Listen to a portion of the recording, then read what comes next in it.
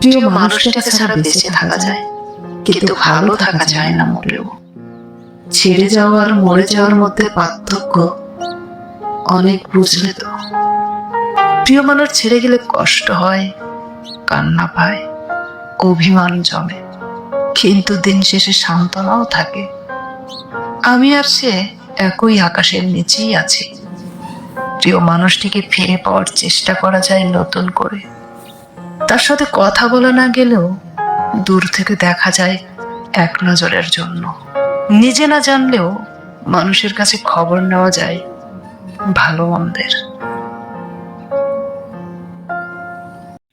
আবেগপ্রবণ মানুষগুলো বোকা হয়ে থাকে।